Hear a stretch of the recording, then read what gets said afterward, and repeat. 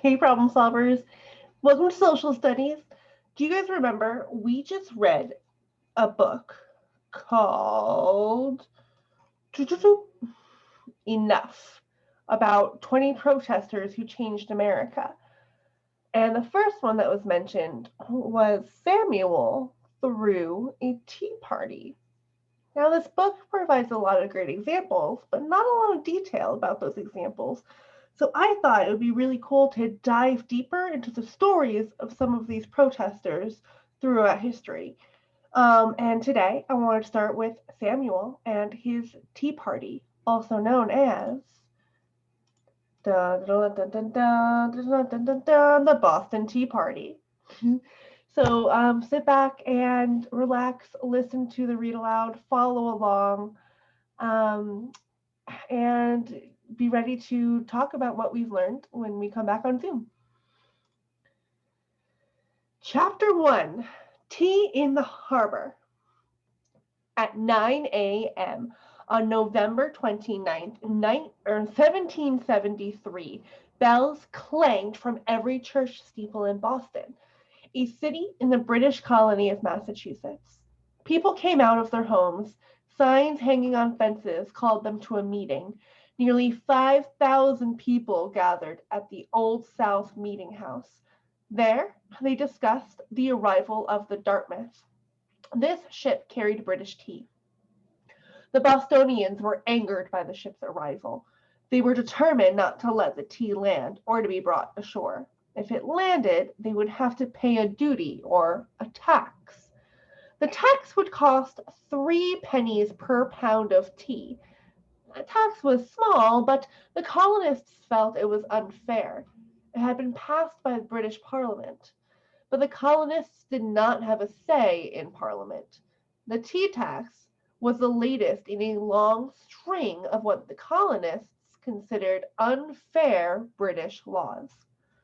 Now, Samuel Adams, a local politician, had arranged the morning's meeting.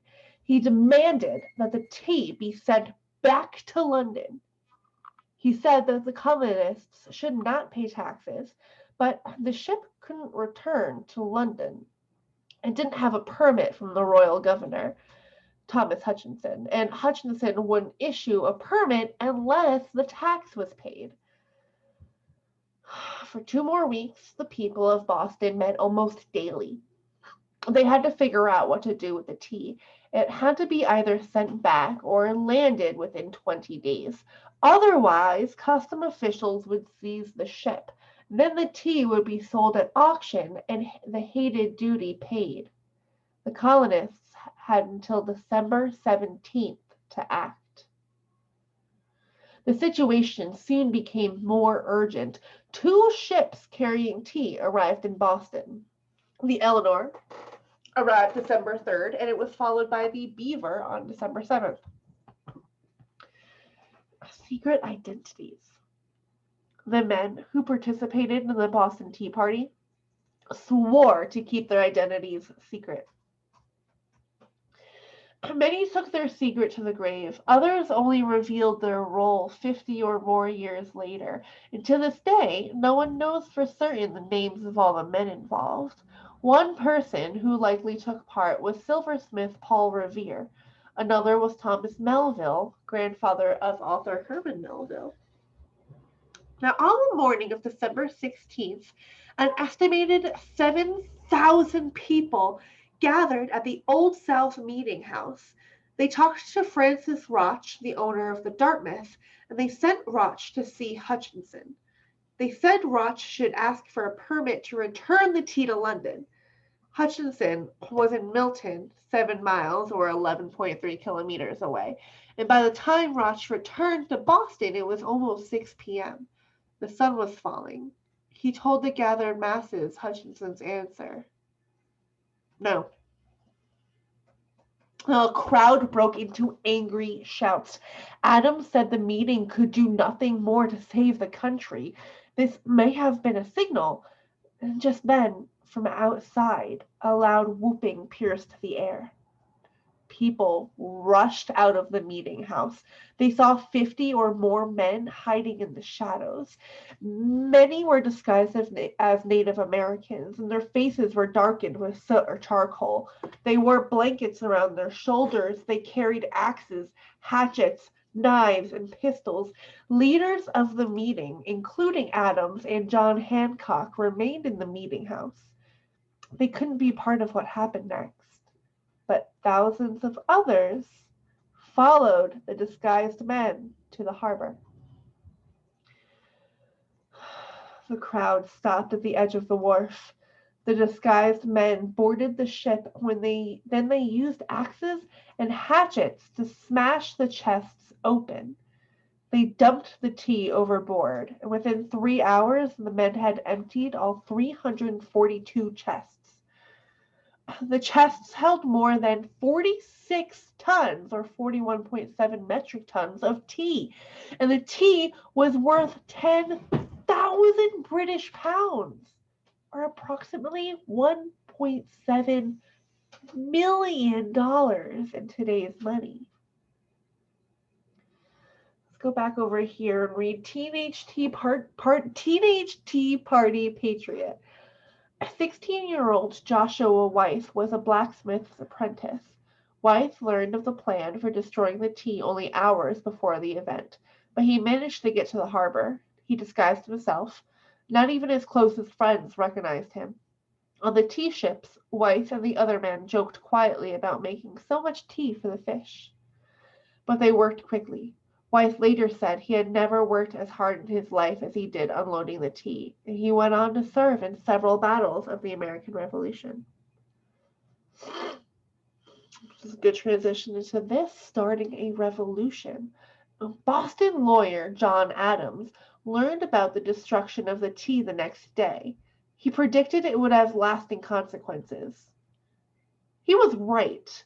Those who took part in what later became known as the Boston Tea Party didn't plan to spark a revolution, but a little more than a year later, the first shots of the American Revolutionary War, that lasted from 1775 to 1783, were fired. Chapter 2. Resisting taxes. The first British settlers arrived in North America in 1607. They established colonies. The first colonies included Virginia and Massachusetts. By 1740, there were 13 British colonies in North America, and their population grew to nearly 1 million. At first, the British government paid little attention to the colonies. The colonists did not pay taxes to Britain.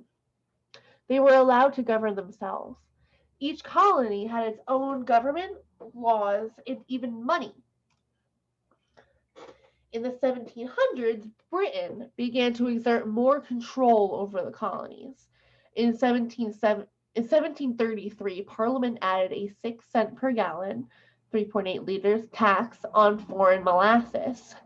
To avoid the tax, some merchants began to smuggle French and Spanish molasses into the colonies. War debt. Almost from the time they arrived in North America, colonists had come into conflict with Native Americans. They also faced threats from French and Spanish troops. Both of these countries claimed lands in North America, and the British troops helped defend the colonists. In 1754, the French and Indian War, which lasted until 1763, broke out.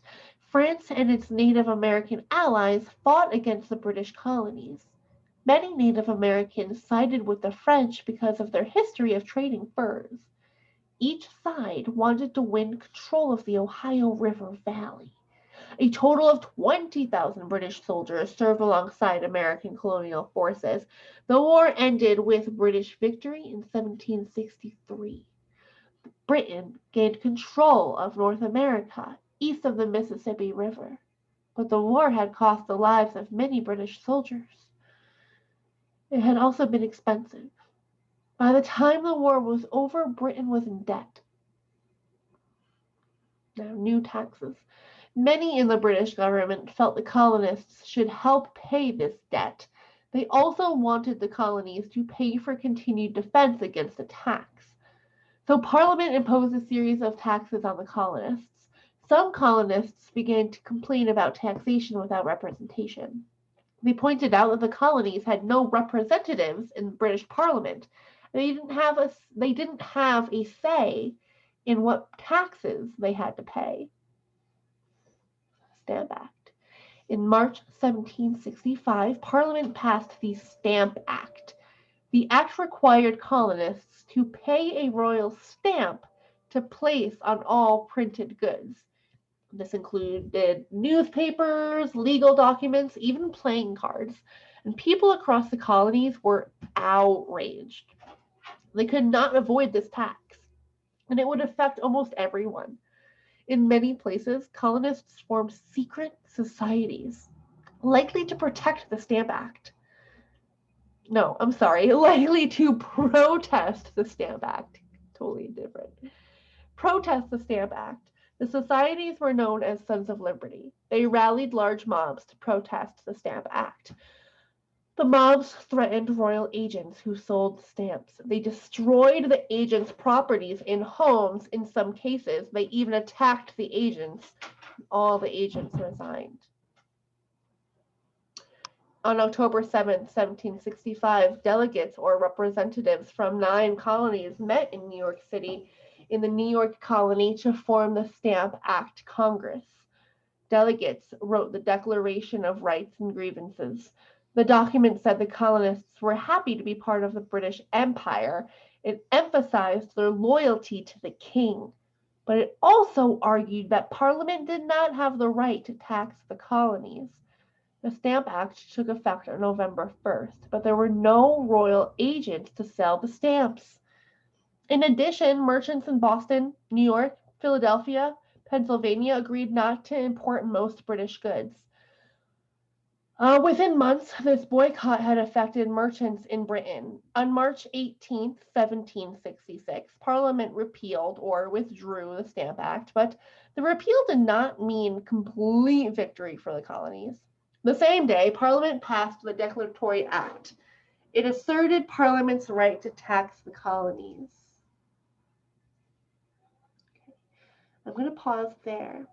Before we come back on Zoom, I want to ask you, even after just learning about the events that led up to the Boston Tea Party, did it sound like the colonists were participating in a successful, peaceful protest?